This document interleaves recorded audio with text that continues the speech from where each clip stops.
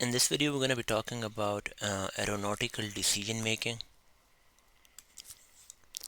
So, what is this aeronautical decision making, right? So, it's a systematic approach to the mental process used by the pilots to consistently determine the best course of action in response to a given set of circumstances. That's how we define this aeronautical decision making process. So, the basic steps are like, again, just like an engineering problem or similar like that. We're going to be defining the problem, then we're going to be choosing the action, the course of action, then we're going to be implementing the decision, and then we're going to be evaluating the output, just like a PID loop, proportional integral loop. You're going to have an input, you're going to have an output, and based on the output you're going to give some feedback. Maybe the feedback so goes here, something like that. Okay, what two models are commonly used when practicing aeronautical decision making? Just remember that the two aeronautical decision making models are, one is known as DECIDE, which is decide, and the other model is known as 3P model. So first we're gonna be talking about this DECIDE model.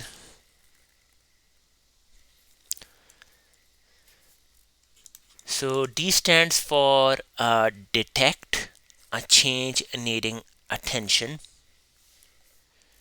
E stands for estimate the need to counter or react to a change. C is stands for choose the most desirable outcome for the flight.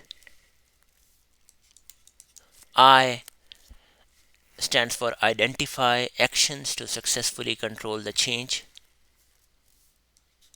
D stands for do something to adapt to the change. And E stands for evaluate the effect of the action countering the change.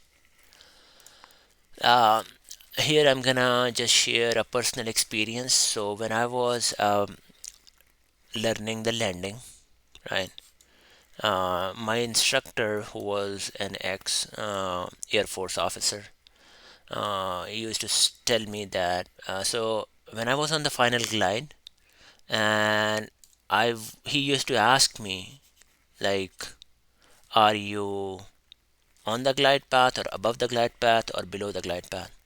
So I would used to say that based on where I was, I would say that okay, I'm below the glide path. So he used to say, do something about it.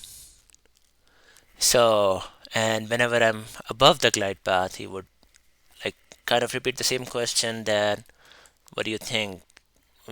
How are you doing? So I would say I would be above the glide path. So he would always used to say, do something about it. So whenever you see something, do something about it. The plane should be in your control all the time.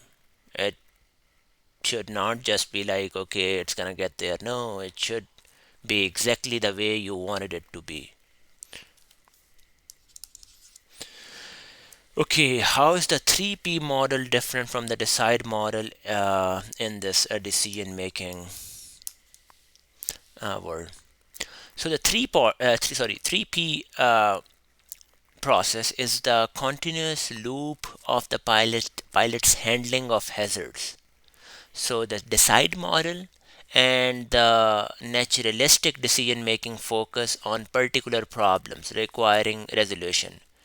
Therefore, the pilots exercise 3P process continuously, while the decide model and naturalistic decision making results from the 3P process.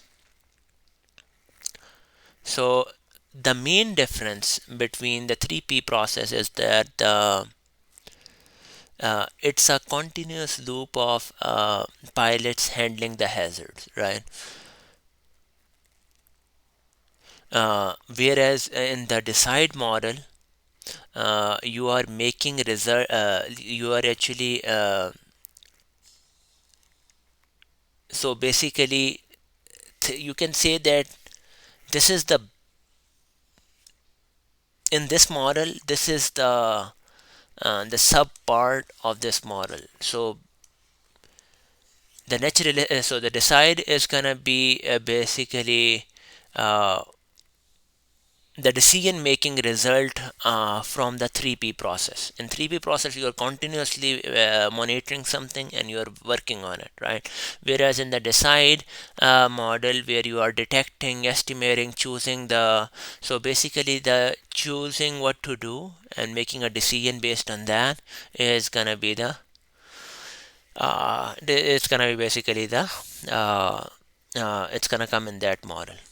Well, these are models, they have differences, they kind of not very common questions. Like you, it's basically for you to understand like how you should keep an eye on it, on the decision making process. And so name five hazardous attitudes that can affect a pilot's ability to make sound decisions and properly exercise authority.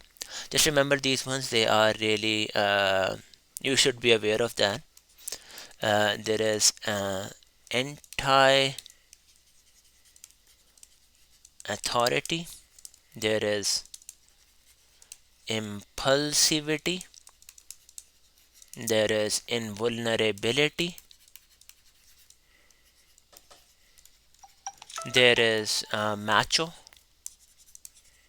very common one, and there is resignation. So anti-authority is like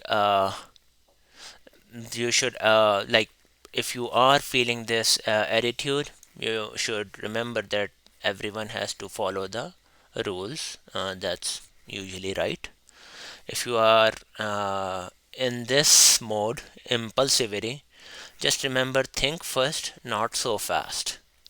If you are think you are invulnerable, remember that it is the remedy is gonna be that remember that it can happen to everybody. If you are trying to be macho, remember that taking chances is not a macho, it's foolish. And resignation, if you are thinking about that, I can make a difference, I am not helpless. You can always find a solution. Don't get into that resignation, don't just give up. And the last thing I wanted to cover was like what is the first step towards neutralizing a hazardous attitude. And over here we are talking about these attitudes are the human attitudes, not the plane attitude. Okay, how can you neutralize these hazardous attitudes? So just recognize the hazardous attitude. If you're trying to be a macho, if you think that you don't need to go through the checklist or something like that, just recognize it first, and then after recognizing a thought that they are hazardous, and then and just think about their antidote. Think about their remedies. Uh, just remember that all of them in any of these hazardous attitudes, you can come out of it by actually thinking that if you are thinking that you are not invulnerable, you have these many hours of flight, you cannot make mistake. Just remember that everyone is prone to error. Yeah, stuff like that. That's all I wanted to cover. Thanks for watching.